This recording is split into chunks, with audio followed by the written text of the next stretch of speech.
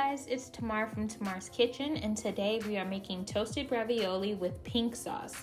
I should say fried ravioli, but it's called toasted ravioli. I'm sorry I keep taking all these breaks, but hopefully I'm back. So with this dough, I'm gonna let you guys see me make the dough, but I won't say I didn't like the way that the dough turned out, but this was my first time making homemade pasta. So I really didn't know what to expect. So I'm gonna still leave all the ingredients and measurements below, but if you can find a different recipe, it was a little too gummy for me. So yeah, I'll let you watch it, but I won't say that I prefer you to use my recipe.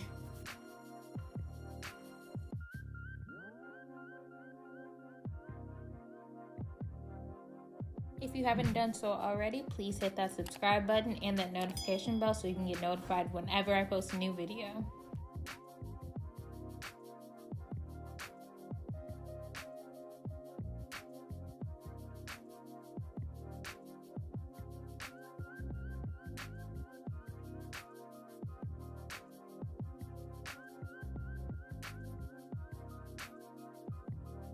Alright, so for the filling, I used 4 lobster tails and they were about 3 to 4 ounces a piece.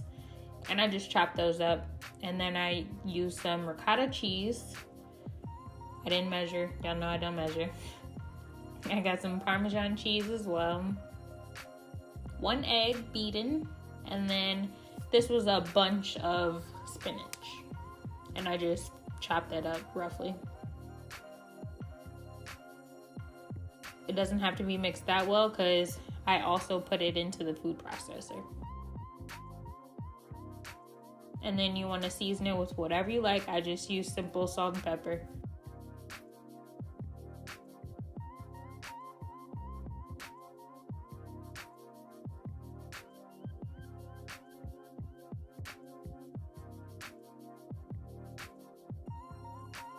So now I just put it into my food processor and I pulsed that till it was very well combined. Another thing that I would do differently now that I've made it, I would probably leave out the lobster before putting it into the food processor, because I think I would rather want chunks of lobster rather than just the small pieces that I got.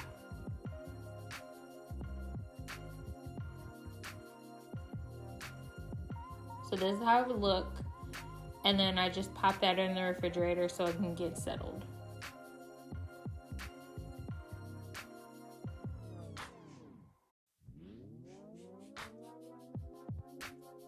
So now I am going to roll out the dough. I cut it into 4 pieces. I really didn't know how big or how small I wanted my ravioli, so I just stuck with 4 pieces.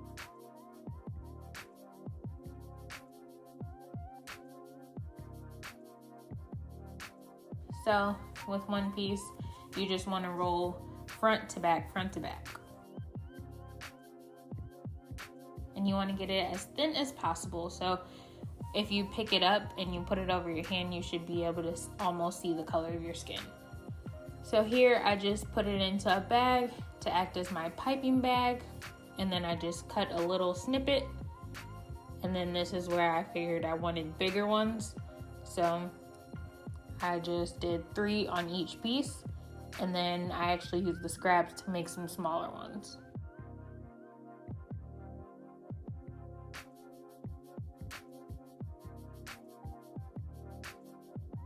And you just want to put a little bit of water on the outside and in between each one so that it will stick.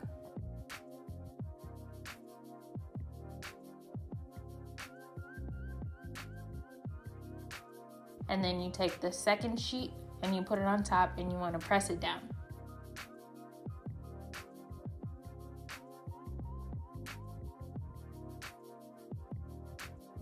And then I just use a knife to clean it up.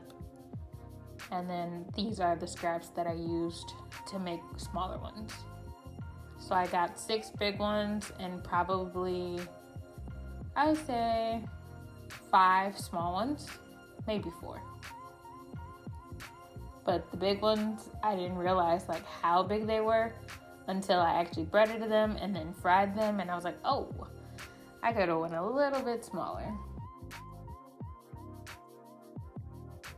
So here I'm just using a fork to press all the sides down, make it look pretty. If you have a ravioli cutter, you can use that too. You know, I never have utensils. Oh, y'all see I got a rolling pin. I didn't even say that. I got a rolling pin, y'all. I don't know why it took me so long to buy one, maybe because I just don't bake. But I was like, okay, since I'm making pasta by hand and I don't have a pasta roller, let me just go ahead and buy a rolling pin. But here I just probably put in 2 tablespoons of olive oil, and I used a half of a large onion. So if you have a smaller onion, you could probably use a whole small onion. And then I used about a tablespoon of garlic.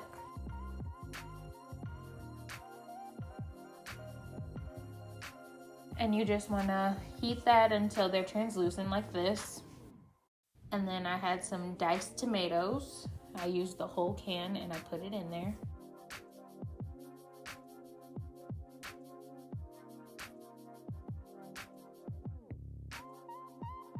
So then I seasoned it with oregano, garlic salt,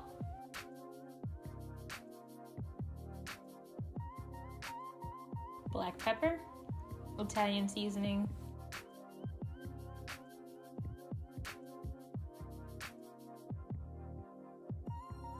and then some sugar. And you know, I do all of this by taste.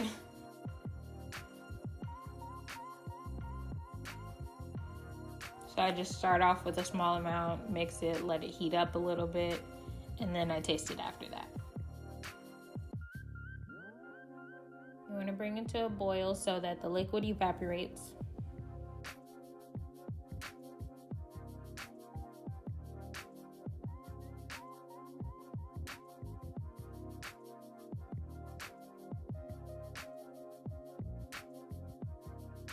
And then you want to turn the fire down all the way as low as you can, and you want to add about a half cup of heavy whipping cream and then about a tablespoon of butter, and just mix that up, and you want to just let that simmer.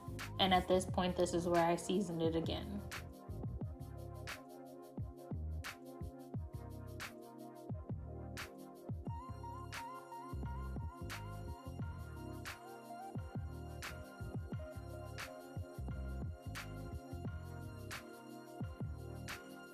So now I'm getting my breading station. I used flour. I used about 3 eggs, and then I used Italian seasoned breadcrumbs. And you want to start with the flour, move it into the egg, and then put it into the breadcrumbs. Use bigger bowls than me if you have the same size ravioli.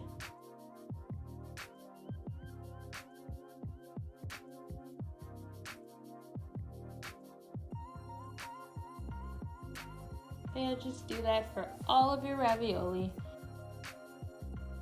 And then for your oil, you just want a pot, and you don't have to put a lot of oil in it. It could be about 2 to 3 inches full.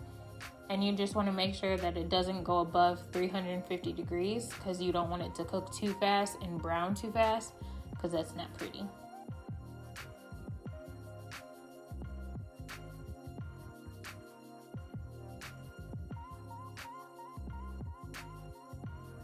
And then you want to fry those till they are golden brown. Just pop those on a cooling rack, and then you are done. So I just plated it, and I topped it with some Parmesan cheese and a little bit of parsley, you know, a little bit of green for some pop. And that was it. Super easy recipe.